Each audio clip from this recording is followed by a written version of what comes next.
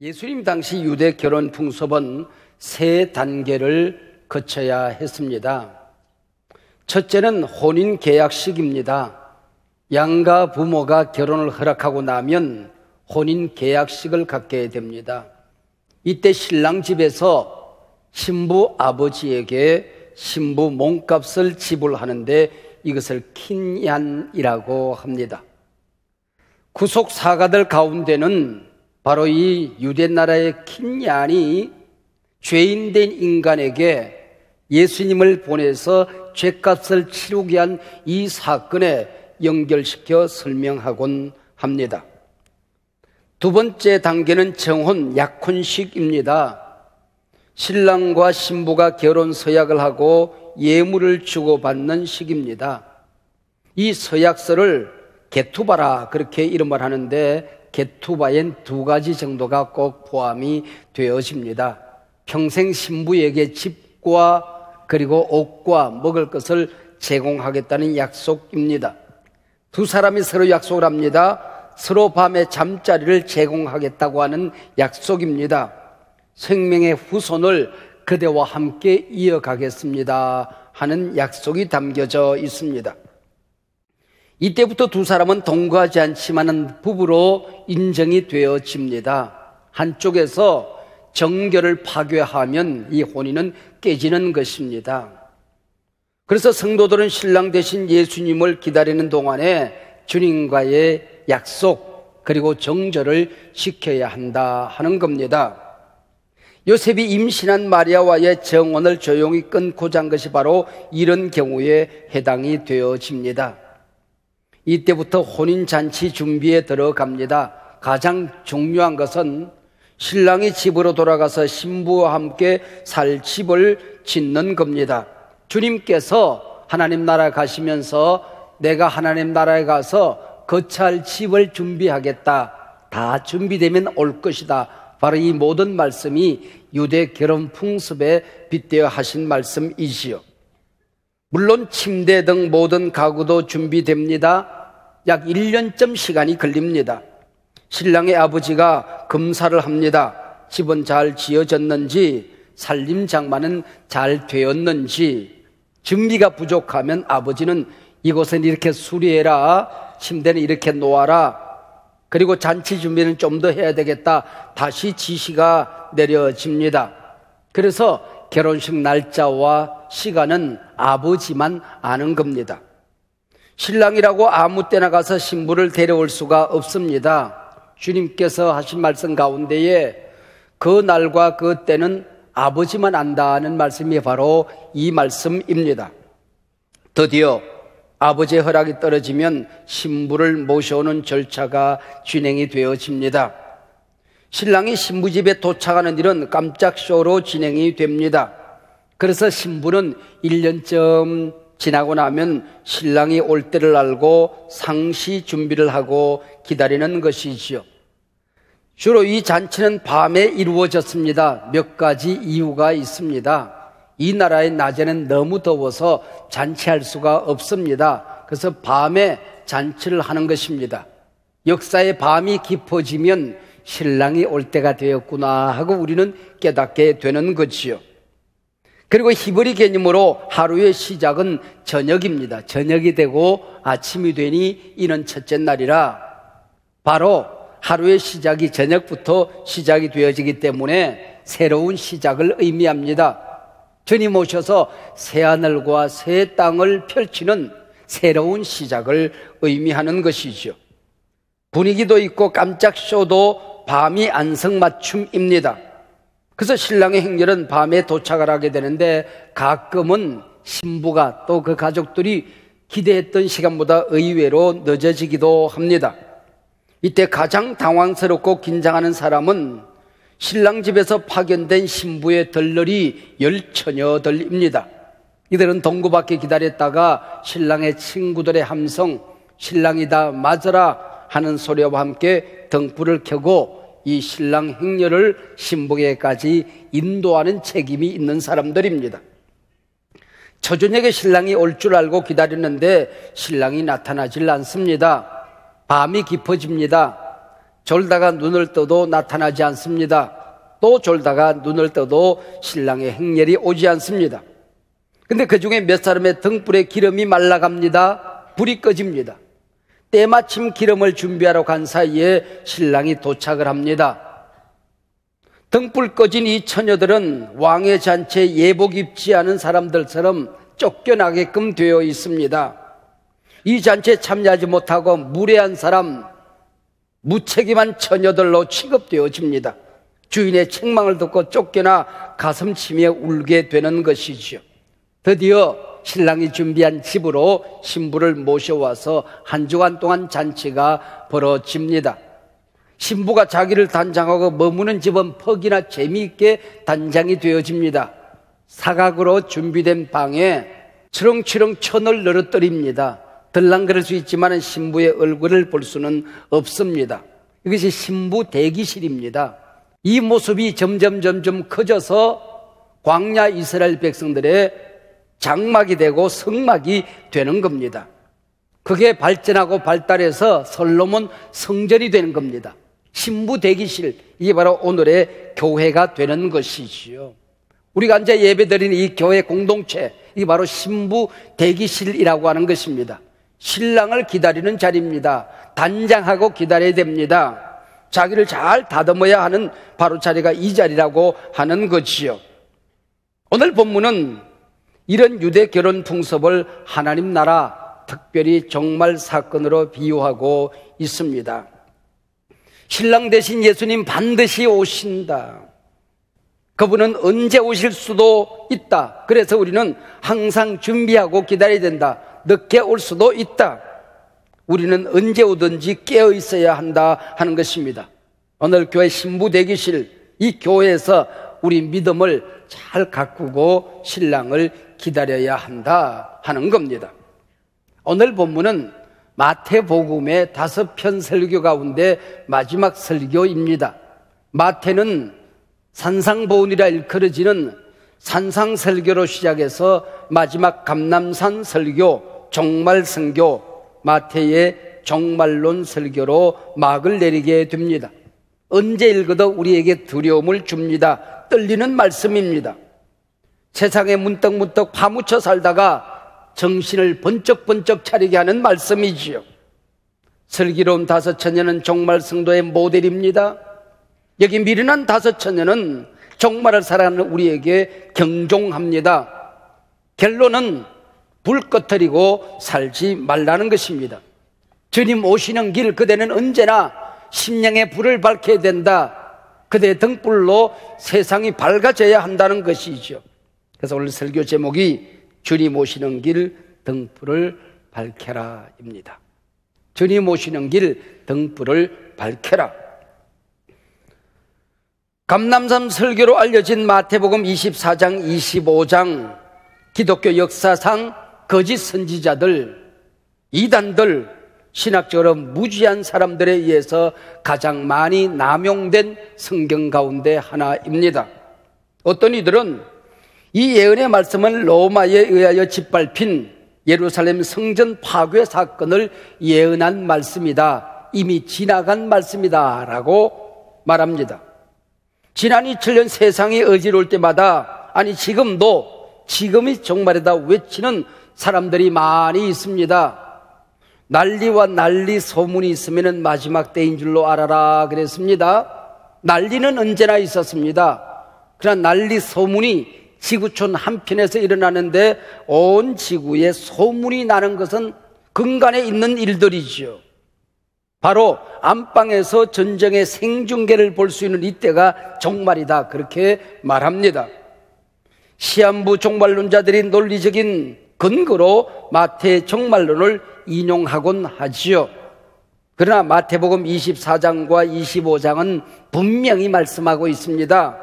24장 36절, 그러나 그 날과 그때는 아무도 모르나니 하늘의 천사들도 아들도 모르고 오직 아버지만 아시느니라. 42절, 그러므로 깨어 있으라. 44절, 이러므로 너희도 준비하고 있으라. 오늘 25장 13절, 그런즉 깨어 있으라. 너희는 그 날과 그 때를 알지 못하느니라. 지난 2000년 동안 숫자 노름하는 이 숫자 점쟁이들은 모두 거짓 선지자들이었습니다. 예수님이 몇 년, 몇 월, 며칠 재림하신다고 예언했던 모든 사람들은 이단들이었습니다. 아무도 모르죠. 근데 저는 알아요. 이단은 아니거든요. 우리 교인들은 알아요. 몇 년 더 오신다고요? 모년. 몇 월 달에 오신다고요? 모월. 며칠 날? 모일. 모분, 모초, 모시. 네, 이때 오신다 그 얘기죠. 오늘 본문 마태복음 25장 1절로 13절 사이에 결혼식에서 가장 중요한 신부가 단 한 번도 나타나지 않습니다. 혼주가 되는 양가 부모도 나오지 않습니다. 그야말로 이 덜러리들 10명의 처녀가 기름을 어떻게 준비하고 기다리느냐 하는 것이 정말이다, 천국이다, 그렇게 말씀하고 있습니다. 오늘 본문 신랑은 누구고 신부는 누구고 혼주는 누군가, 기름은 뭐고 잔치는 뭔가, 이 모든 것들을 알레고리컬하게 풍유적으로 해석할 일이 아니다 그 얘기입니다. 분명한 메시지가 있습니다. 주님 오실 때에 아니 이 땅에 사는 모든 성도는 항상 깨어 있어야 한다. 오늘 밤에 오시더라도 준비된 삶을 살아야 한다 하는 것이지요. 여기 열처녀들 준비할 게 얼마나 많이 있겠어요. 머리도 단장해야 되고 얼굴, 몸, 치장, 단장 얼마나 신경 쓸 게 많이 있습니까? 그러나 오늘 본문은 그런 것들 준비하고 치장하고 단장하라는 얘기가 아니라는 겁니다. 처녀들을 고문하는 방법이 있대요. 방에 모셔놓고 세상에서 가장 아름다운 드레스 100벌을 넣어줍니다. 그리고 화장품 최고 것을 넣어줘요. 100세트를. 그리고는 거울을 안 넣어준대요. 그래 입어보고 치장하다가 궁금해서 말라 죽는데요. 여러분, 신랑 예수님 맞이할 준비가 되었습니까? 우리가 감격하고 찬양하고 기도하고 말씀에 젖어 사는 이 시간 짠하고 오시면 얼마나 좋겠어요. 여러분, 이 말씀 오늘 본문은 단순하게 설명합니다.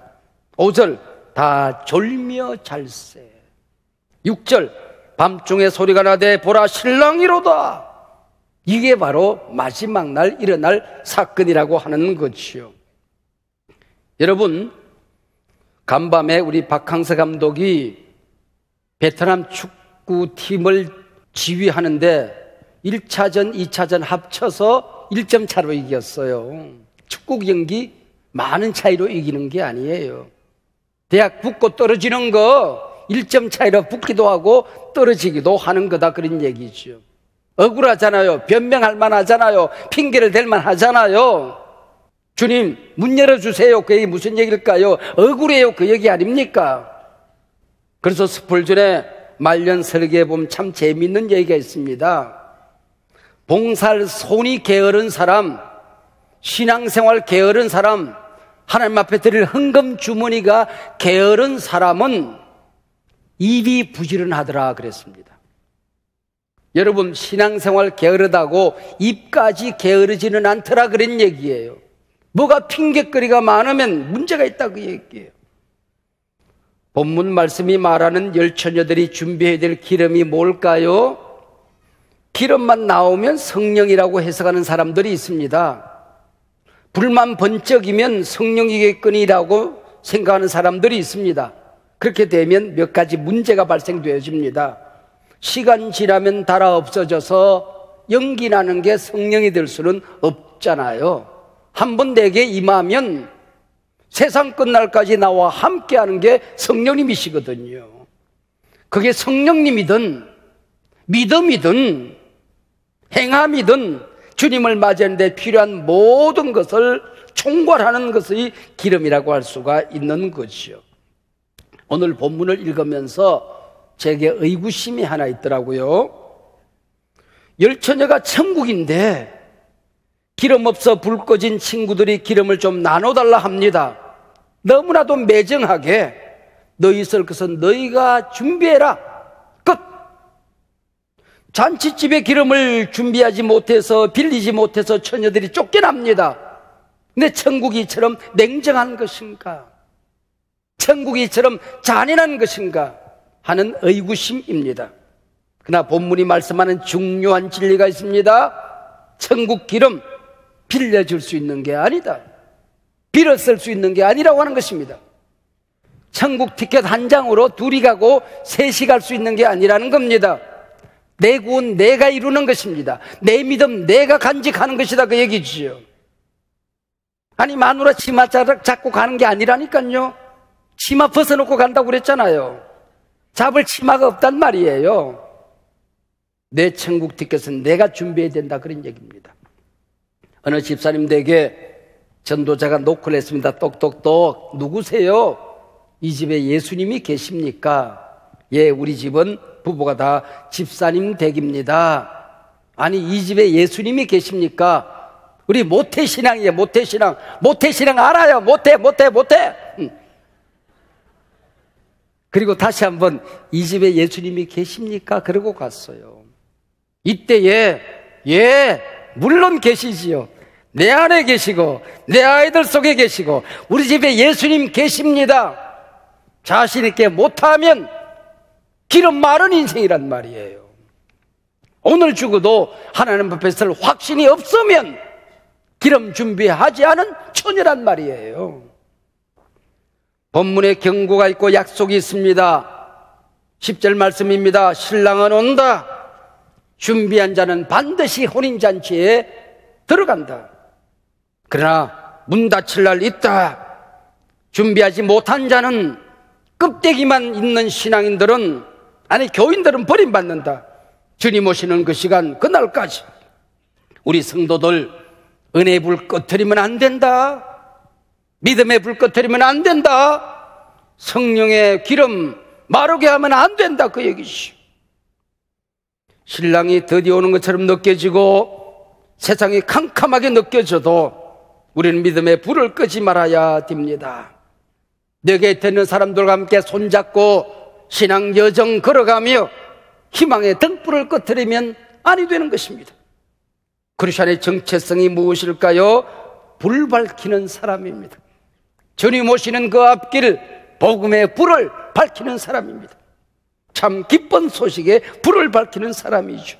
세상을 밝히는 사람, 세상이 어두울수록 믿음의 불, 희망의 불을 밝히는 사람이라는 거지요. 최근 어느 대학 교수의 젊은이들에게 가슴에서 호소합니다라는 글이 뜨거운 화제가 되고 있어서 제가 줄이고 요약해서 대략 이런 글로 만들어 봅니다.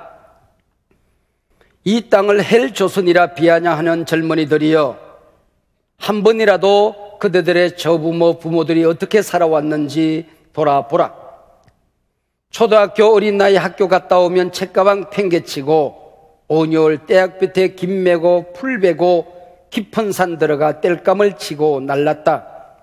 초등학교 갓 졸업한 딸을 남의 집 식모로 보내며 어머니 할머니는 밤새워 울었다. 독일 광부로 가서 2km 지하 갱 속에서 석탄 캐던 얘기, 이방인의 시체를 굴리며 닦던 간호사 얘기, 사랑하는 아내와 어린 자식 두고 중동 건설 현장으로 달려가 막노동을 하던 얘기, 월남전에서 생명을 담보로 전쟁 치르고 돈 번 얘기, 모두가 그대들의 할아버지, 할머니, 그대들의 부모 얘기다.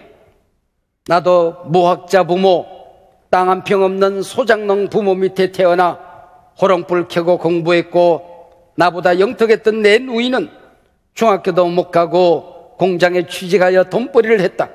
그대 부모들이 물려받은 세상보다 몇백 배 키우고 일구어 그대들에게 넘겨준 것들이다. 사기꾼들에게 속아 이 세상 밖 어디에 천국이 있는 양 이 땅을 비하하지 말라. 원래 인생은 고난의 길이요 고달픈 길이다. 아무리 암담하고 어두워 보여도 희망을 품으라. 세상이 어두워 보일수록 바로 그대가 희망의 불을 밝혀야 하느니라. 대략 이런 내용입니다. 물론 이 대학 교수의 글과 저는 조금은 달리 생각하는 점이 있긴 합니다. 우리 세대 가난 속에서 죽을 고생을 했지만은 어제보다는 오늘보다는 내일이 밝아질 것이라는 믿음과 희망이 있었습니다. 그래서 꿈꿔도 꿈이 있었고 고생하면서도 희망의 끈을 놓지 않았습니다. 그러나 요즘 젊은이들 사회 서열이 이미 정해져 태어난다고 믿고 있습니다. 금수저, 흙수저로 인생이 결정되어졌다고 그들은 생각합니다. 그래서 우리 세대보다도 우리 자녀들은 더 많이 격려받고 사랑받아야 한다는 생각을 하긴 합니다. 그러나 젊은이들이요, 세상이 반드시 그렇게 불공평한 것만은 아니랍니다. 힘쓰고 애쓰는 사람을 짓밟기만 하는 세상이 아니랍니다. 하나님의 자녀인 당신이 바로 어두운 이 시대 희망의 불을 밝게 하는 사람입니다. 마지막 때의 믿음을 보겠느냐? 바로 당신이 어두운 이 세상에 희망의 불을 밝혀야 하느니라. 복음의 불을 밝혀야 되니라. 모든 희망의 끈이 떨어져 나갈 때에, 누구도 믿을 수 없는 이때에 믿음의 불을 밝혀야 하느니라. 사랑하는 여러분, 오늘 밤 천군 천사들의 함성과 함께 신랑이 오신다, 주님이 오신다면 여러분은 등불을 들고 맞이할 준비가 되어 있습니까? 주님 오심을 기다리는 이 대림절은 나의 등불을 점검하는 기간입니다. 대림절은 주님의 재림을 연습하는 기간입니다. 우리나라 제자훈련에 미쳐 살던 목사님이 성령운동에 미쳐 사는 목사님을 만나는 시간이 있었습니다. 목사님께 고백을 했습니다. 목사님, 저는 왜 이리 자주 목회 슬럼프에 빠질까요? 왜 내 영성은 침체 늪에 허덕일까요? 그렇게 가르치고 그렇게 목회하고 그렇게 돌보았는데 우리 교인들은 꺼져가는 등불처럼 모닥불처럼 연기가 피어오를 때가 있습니다.